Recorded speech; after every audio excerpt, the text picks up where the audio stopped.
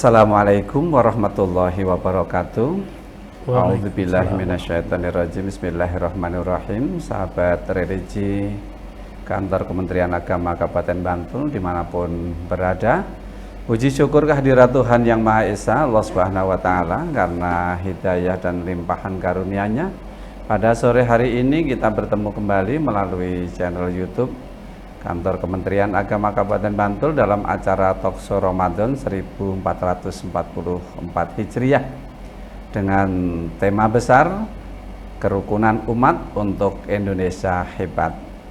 Sahabat religi Kementerian Agama yang dirahmati Allah, pada kesempatan sore ini kita hadirkan narasumber Bapak Kiai Haji Yasmuri, SPD MPDI.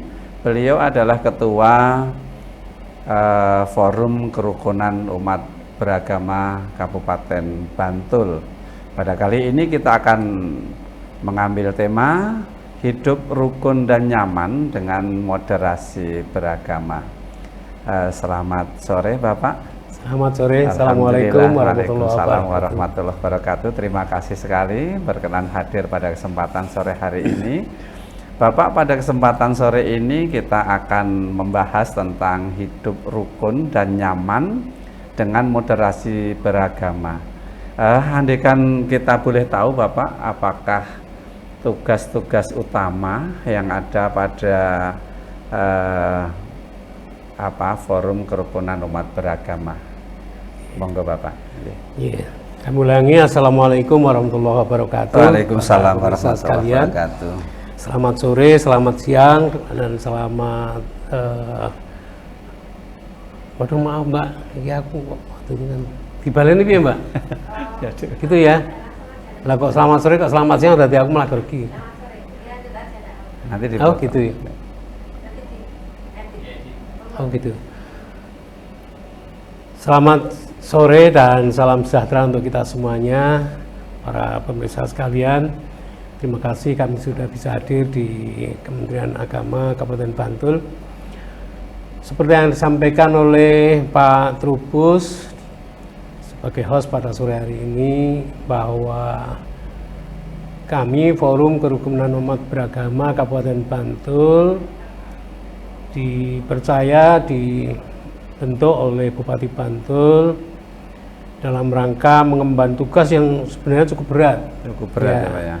Sesuai dengan PPM nomor 9 dan nomor 8 tahun 2006, bahwa FKUP itu mempunyai 5 tugas pokok. 5 tugas pokok. Yang pertama, melakukan dialog dengan tokoh-tokoh agama dan masyarakat tentu saja. Dialog-dialog tentang tentu berkaitan dengan kerukunan umat beragama. Kemudian juga yang kedua, kami sebagai forum atau FKUP ini juga menampung seluruh aspirasi ormas-ormas keagamaan dan masyarakat. Tugas kedua, yang kemudian ketiga, setelah kami menampung, juga wajib tentu saja kami menyalurkan aspirasi itu dalam rangka menyalurkan kepada bupati, tentu saja pada pemerintah daerah dalam bentuk rekomendasi, dalam rangka bupati atau pemerintah ini mengambil kebijakan tentang kerukunan umat beragama. Itu kemudian tugas yang keempat, bahwa kita harus juga mensosialisasikan peraturan-peraturan dan perundangan terkait dengan kerukunan umat beragama. Dan yang kelima, ini yang cukup penting juga, yang belum banyak diketahui masyarakat, adalah memberikan rekomendasi kepada pemerintah daerah dalam rangka permohonan pendirian rumah ibadah bagi kelompok dan masyarakat. Sehingga ini banyak yang belum tahu, sehingga masyarakat itu yang mereka mendirikan rumah ibadah asal mendirikan tanpa harus ada izin. Yang izin ini juga harus direkomendasikan oleh FKUP salah satunya, dan tentu dengan Kementerian Agama. Wah, ini menarik sekali Bapak, terkait dengan pendirian rumah ibadah. Jadi ini untuk semua rumah ibadah, semua agama, atau bagaimana Bapak? Iya, jadi karena di FKUP itu juga ada perwakilan-perwakilan dari agama-agama yang ada di daerah itu. Begitu ya, ya. Yang tentu perwakilan itu secara proporsional. Ya. Nah, maka kami juga merekomendasi pendirian rumah ibadah itu, permohonan pendirian rumah ibadah itu untuk seluruh rumah ibadah seluruh agama yang ada. Gitu. Terus pengurus FKUB yang ada di Kabupaten Bantul itu dari berbagai agama yang ada di Kabupaten Bantul tentunya. Jadi perwakilan. Terus jumlahnya berapa Pak itu? Ada 17. Ada 17 personal. Kemudian itu dari kebetulan di Bantul ini ada 5 agama lima agama. Berarti Konghucu yang belum. Konghucu ini belum masuk di perwakilannya. Berarti. Karena memang kita belum punya data umat Konghucu itu seberapa gitu ya. Begitu. Dan ini barangkali nanti di kesempatan lain Konghucu ini sudah eksis di Bantul, tentu saja nanti juga perlu kita masukkan di dalam perwakilan itu. Apakah dari perwakilan agama itu berarti Islam ada? Islam, Kristen, Katolik, Hindu, Buddha. Terpenuhi semua itu ya? Semuanya. Alhamdulillah ya. Terima kasih Bapak. Jadi ternyata kepengurusan FKUB yang ada di Bantul ini sudah lengkap dari 5 agama. Terus kembali ke rumah ibadah. Jadi itu rumah ibadah itu harus dari rumah ibadah yang baru akan dibangun, atau memang juga rumah ibadah itu yang sudah ada. Namun sebelum ini dijawab oleh Bapak Yai Yasmuri, kita break sebentar karena ada satu yang mau lewat. Kita saksikan dulu satu yang mau lewat, nanti kita akan kembali lagi setelah yang satu ini.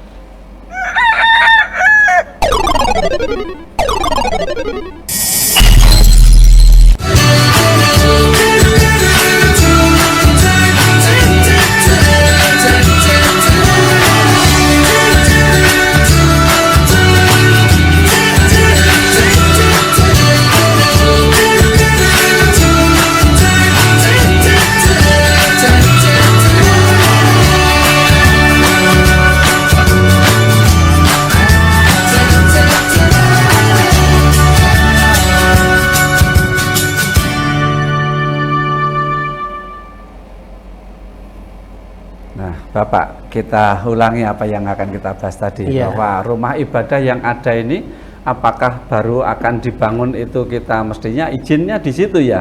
Tapi bagaimana dengan rumah ibadah yang sudah ada? Apakah juga perlu untuk mengurus keperizinan? Semestinya kalau kita mau bangun rumah ibadah itu kita persiapkan dulu, baik itu segala sesuatunya termasuk salah satu izinnya. Ya, maka kalau kita mau membangun rumah ibadah sebelum pelaksanaan mestinya itu diurus dulu. Tetapi sekali lagi kadang-kadang warga masyarakat kita belum tahu sehingga tidak mengurus izin sudah langsung bangun. Maka tidak ada salahnya ketika rumah ibadah itu sudah jadi tetap mengajukan permohonan izin untuk membangun rumah ibadah itu supaya kita terhindar dari hal-hal yang tidak kita inginkan tentu saja. Jadi sekali lagi sebaiknya sebelum membangun itu sudah mengajukan izin terlebih dahulu dengan cara juga minta rekomendasi atau mengajukan permohonan rekomendasi dari FKUB dan Kemenang. Tetapi sekali lagi juga bahwa kalau sudah terlanjur jadi, sebaiknya juga diurus. Pernah dulu Bupati ada kebijakan apa itu namanya pemutihan, pemutihan. Tetapi Gitu ya. juga ternyata belum menjangkau seluruh rumah ibadah yang sudah gitu jadi. ya. Sehingga tanpa pemutihan pun melalui prosedur yang ada Sesuai dengan regulasi yang ada itu sebaiknya diajukan izin itu supaya kita juga si pemakai nyaman, kemudian tidak ada hal-hal yang tidak kita jadi tetap dilayani ya, tetap walaupun dilayani. Rumah ibadah itu sudah jadi. Wah, ini untuk menarik sekali ini Bapak ya. Ini informasi yang luar biasa tentunya. Haji Bapak. Untuk selanjutnya terkait dengan itu semua rumah ibadah yang sudah nyaman untuk kita tempati. Sekarang terkait dengan masyarakat kita. Masyarakat kita tentunya yang ada di Bantul ini adalah sangat heterogen sekali, sangat beragam sekali tentang agamanya. Tentunya hidup rukun dan nyaman dengan apa yang kita cita-citakan melalui moderasi beragama ini sangat penting sekali. Nah ini Bapak, banyak masyarakat yang belum paham dengan moderasi beragama. Gimana ini Bapak? Ya ini cukup menarik juga seperti yang kita sepakati bersama tadi, bahwa kita itu diharapkan bisa hidup dengan rukun, nyaman, dengan moderasi beragama. Bahwa kita tahu masyarakat kita di Bantul ini khususnya dan Indonesia pada umumnya, bahwa masyarakat kita itu kan heterogen. Masyarakat kita itu kan terdiri dari berbagai macam suku, bangsa, dan agama yang berbeda-beda, plural sekali di Indonesia ini, dan Bantul juga termasuk salah satu. Maka sesungguhnya semua orang itu kepengen hidup yang tentram, nyaman, ya, yang katakanlah tidak ada gangguan dalam hidupnya. Itu untuk semua orang. Untuk semua orang maunya ya di dunia ini hidup dengan tentram, nyaman, kemudian bahagia, nanti di akhir juga selamat, masuk surga, kan maunya begitu. Itu dimaui semua orang, semua. Baik orang yang memang soleh, taat beragama, orang-orang biasa seperti kita, dan juga bahkan siapapun, termasuk penjahat sekalipun maunya seperti itu. Maunya seperti itu ya. Maunya begitu. Dan jadi, semua umat beragama juga pengennya hidupnya sama. Dengan kepercayaan mereka masing-masing. Ya, betul. Maka inilah kita harus mulai kali ini kami mengajak pada diri kami sendiri, tentu seluruh warga masyarakat, mari coba kita pahami masyarakat yang plural itu bagaimana kita bersikap untuk bisa hidup bersosial bersama-sama. Dengan cara itu tadi moderasi beragama. Gitu. Nah, seperti apa moderasi beragama itu? Ya, kita hidup bersama ini dengan cara moderasi beragama, artinya kita melaksanakan ibadah kita, melaksanakan keagamaan kita itu dengan cara moderat, bukan agamanya yang dimoderasi, tetapi cara melakukannya. Moderasi artinya ya bisa diartikan jalan tengah lah, gitu jalan tengah. Atau moderasi itu bisa diartikan yang terbaik dari yang baik, gitu ya. Jadi cara kita melaksanakan praktek agama kita dengan cara moderat. Itu saya kira. Jadi untuk ibadahnya itu tetap kita ibadah pada agama kita masing-masing, begitu ya? Iya. Artinya tetap lakum dinukum waliyadin dalam bahasa kita, gitu ya. Tapi untuk cara menghormati orang lain, agama lain, kita memberikan kebebasan penghormatan kepada orang lain dengan cara tanpa kita mengikuti ibadahnya orang lain, sehingga tidak begitu ya, kira-kira seperti itu. Betul sekali. Jadi sekali lagi kita melakukan praktek ibadah, praktek keagamaan kita itu dengan keyakinan agama kita masing-masing, tanpa kita harus mengganggu mereka dalam melaksanakan keagamaan mereka. Saling hormat menghormati, tetap pada jalan keyakinan kita masing-masing. Iya. Kalau bisa semua menyadari itu, maka hidup kita pasti akan nyaman, gitu Iya, ya, iya. akan nyaman. Sehingga kita seperti kalau kita orang Islam, doa kita Rabbana atina fid dunya hasanah wa fil akhirati hasanah wa qina adzabannar, itu benar-benar akan terlaksana kalau seperti itu. Luar biasa Iya, ya. Menurut Pak Yasmuri, untuk masyarakat kita yang heterogen di Bantul ini, apakah kira-kira kita sudah mulai masuk menyentuh yang namanya moderasi beragama itu, Bapak? Alhamdulillah, saya kira di Bantul ini masyarakatnya cukup luar biasa. Ya, kesadaran untuk itu sudah sangat baik.